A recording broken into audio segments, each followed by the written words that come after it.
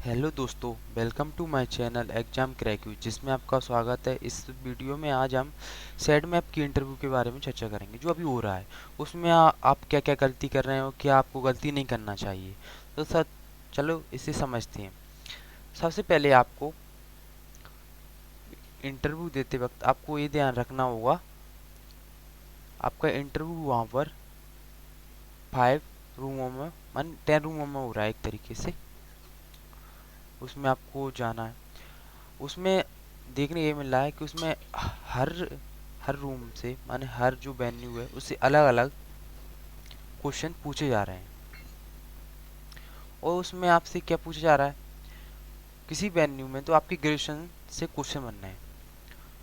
कुछ में आपसे पूछा जा रहा है आपने ग्रेजुएशन की है और उसमें आपने फिजिक्स से चलो मैथ से ग्रेजुएशन की है, तो उससे आप लंबाई कैसे नापोगे, चौड़ाई कैसे नापोगे, ये सब पूछ रहे हैं। तीसरी लैब में आपसे इकोनॉमिक्स से पूछ रहा है ऐसे बजट क्या है, उससे संबंधित। और कंप्यूटर से हर किसी लैब में पूछा जा रहा है। और आपने उनसे कह दिया मैं कंप्यूटर पर ए वर्क कर रहा हूँ, तो आपसे कंप्यूटर क्वेश्चन पूछे जा रहे हैं। फिर आपसे पूछा जा रहा है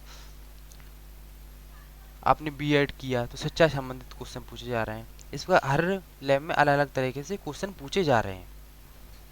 और आपसे ये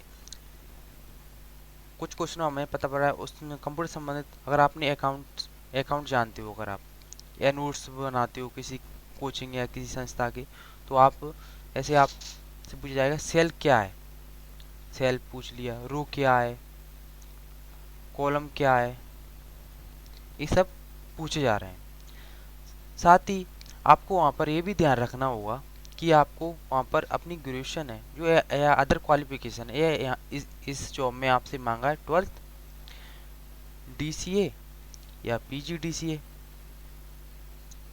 तो आपको ध्यान रखना होगा कि इस जॉब में जो जो डॉक्यूमेंट में जो मेन है उन्हीं चीज़ों पर ज़्यादा फोकस किया जाए। तो और इंटरव्यू आपसे इन्हीं चीज़ों पर क्वेश्चन पूछा जाए। तो सिर्फ आपको ग्रेजुएशन में जो आपको लग रहा है तो आप उसे बताएं। साथ में अगर आपसे ये क्वेश्चन पूछा जाता है कि आप इस समय क्या कर रहे हैं या आप किस चीज़ की तैयारी कर रहे हैं, तो आपको बताना होगा मैं इस टाइम पर तैयारी कुछ ज़्यादा नहीं कर रहा, मैं सिर्फ टाइपिंग वगैरह और ऑनलाइन काम करता हूँ, इसलिए मुझे इसके लिए टाइम कम मिलता है।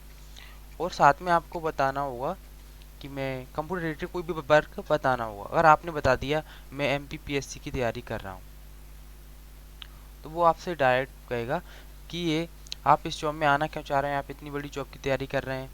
तो आपको यहाँ पर वो कंफ्यूज करेगा और वो आपको लास्ट में बोल देगा आप उसी जॉब की तैयारी करें, उसमें और वैकेंसी आ रही है, कंपटीशन कम होने वाला है, तो आपको उस जॉब में जाने के लिए बोलेगा। तो आपको अगर ये जॉब चाहिए तो आपको ये अपनी जो अदर जो आप तैयारी कर रहे हैं जो टफ होती हैं उनको आपको नहीं बताते हुए, ऐसे आपने स्टेनो भी बता दिया स्टेनो, तो भी वो आपसे क्वेश्चन करेगा कि स्टेनो में तो आपके लिए बहुत सारी जॉबें निकलती है, तो आप इस क्षेत्र में क्या चाह रहे हैं, इसमें कम सैलरी है, तो आपको स्टेनो भी नहीं बताना, आपको एमपी पुलिस तक नहीं बताना, आपको सिर्फ यही बताना है कि आपका जो मेन टारगेट क्या है। इसमें डाटा एंट्री ऑपरेटर है तो डाटा एंट्री ऑपरेटर से संबंधित कोई वर्क बताना होगा।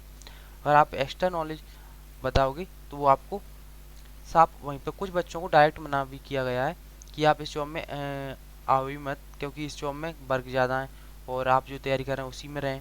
तो इसलिए आपको ये ध्यान रखना है कि आप इंटरव्यू को आप कैसे दिलवाना चाह रहे हैं, टॉप लेवल पे माने एमपीपीएससी लेवल पे, या आप अपने जनरली वर्क या होम टाउन मान जो, और अगर आप कोई ग्रामीण क्षेत्र से आते हैं तो आप कैसा क्वेश्चन पूछे जाएँ, तो ये सब आपको ध्यान रखना है।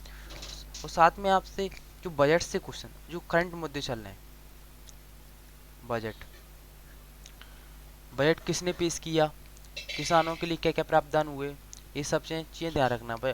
वो आपको मंत्री हैं, मंत्री की तो आपसे पहले भी क्वेश्चन पूछे जा रहे हैं कि अपने मध्य प्रदेश के वित्त मंत्री कौन है, मध्य प्रदेश बजट कौन पेश करेगा। अभी ऐसे क्वेश्चन पूछे जा रहे हैं कि केंद्र में किसानों के लिए जो बजट पेश हुआ है किसानों ने क्या क्या प्रावधान किए हैं, तो ये भी आपको ध्यान रखना होगा और आपको बजट पढ़ के जाना होगा क्योंकि करंट का टॉपिक है।